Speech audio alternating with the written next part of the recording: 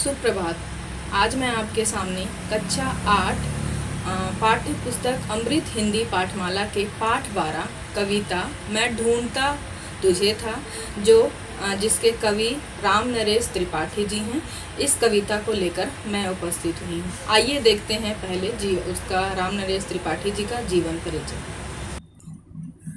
राम नरेश त्रिपाठी जी का जन्म 4 मार्च 1889 में हुआ था तथा उनकी मृत्यु 16 जनवरी 1962 में हुई थी।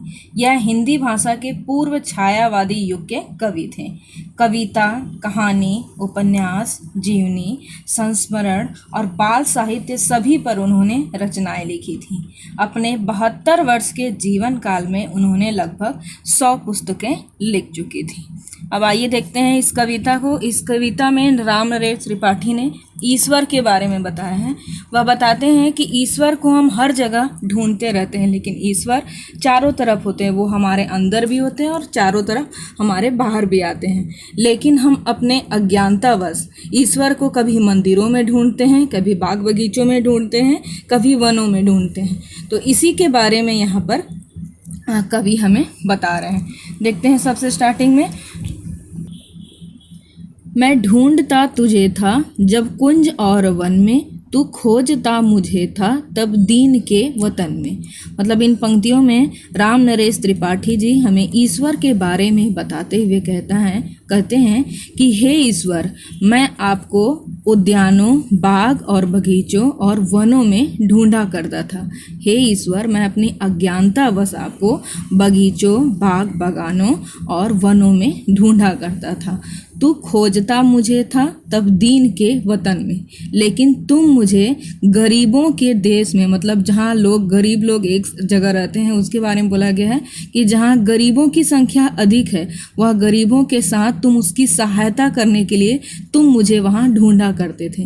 मतलब यह बताना चाहते हैं कि जो मनुष्य है वो अपनी अज्ञानतावश ईश्वर को कहीं और ढूंढता है, वनों, बागों और बगीचों में ढूंढता है। इसके विपरीत यहाँ पर ईश्वर है, वह गरीबों की मदद करने के लिए वह मुझे वहाँ पर ढूंढा करते थे। तू आह बन किसी की मुझको पुकारता था, मैं था तुझे बुलाता संगीत में, भजन में। यहाँ पर बताना चाहते हैं कि तू मुझे, दर्द, आह मतलब दर्द के लिए बोला गया है। आह बन किसी की मुझको पुकारता था। तुम किसी दर्द के, मतलब जो व्यक्ति जो दर्द से बहुत अधिक पीड़ित हैं, उसकी आह के रूप में तुम मुझे पुकारते थे। तुम मुझे अपने पास देखना चाहते थे, लेकिन मैं तुझे संगीत में और भजन के द्वारा मैं तुम्हें बुलाने की कोशिश कर रहा था। मतलब मेरा ध्यान उन गरीबों, उन दुखियों की तरफ था ही नहीं। मेरा ध्यान तो आपको केवल खुश करने में था। जैसे संगीत और भजन के द्वारा मैं आपको खुश करके बुलाना चाहता था। मेरे लिए खड़ा था दुखियों के द्वार पर तू, मैं बाट जोहता था तेरी किसी चमन में। यहाँ पर कहते हैं कि मेरे लिए तुम हमेशा दीन दुखियों के दरवाजे पर उसकी रक्षा करने के लिए तुम हमेशा खड़े रहते थे, और मैं तुम्हारा इंतजार, बाट जोहता का मतलब इंतजार करना होता है। तो मैं यहाँ पर कवि कहते हैं, और मैं तुम्हारा इंतजार करते हुए, मैं किसी छोटे सुंदर बाग बगीचे में मैं तुम्हारा इंतजार करता रहता था, तुम्हारी बाट जोहता रहता था। यहाँ पर मतलब बता रहे हैं कि ईश्वर है, वो हमेशा दीन दुखियों के दरवाजे पर उसकी से मदद करने के लिए हमेशा वहाँ पर खड़े रहते थे, लेकिन मैं तुम्हें छोटे छोटे सुंदर सुंदर बगीचे में मैं तुम्हारा इंतजार करता रहता था, बाट जोहता रहता था। बनकर किसी के आंसू मेरे लिए बहातू, आंखें लगी थी मेरी तब मान और धन में। यहाँ पर कहते हैं, यहाँ पर ईश्वर के लिए कह रहे हैं कवि, बनकर किसी के आंसू मेरे लिए बहातू।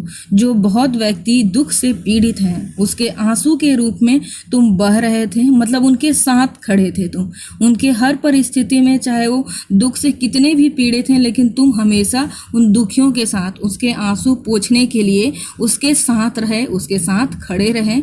आंखें लगी थी मेरी तब मान और धन में, लेकिन जो मेरी आंखें हैं वो हमेशा मान और धन को कमाने में लगी हुई थी। मेरा ध्यान कभी उन दुखियों की ओर था ही नहीं। मेरा ध्यान तो कहाँ था? अपने मान सम्मान को बनाए रखने में और अधिक धन को कमाने में। मतलब यहाँ पर मैं तुम्हें मतलब ढूंढा करता था कि इन सब जगहों पे तुम मुझे मिलोगे, लेकिन तुम कहाँ मिलते थे? दीन और दुखियों की मदद करते हुए। अब इसके आगे की व्याख्या को हम अगले वीडियो में देखेंगे। धन्यवाद।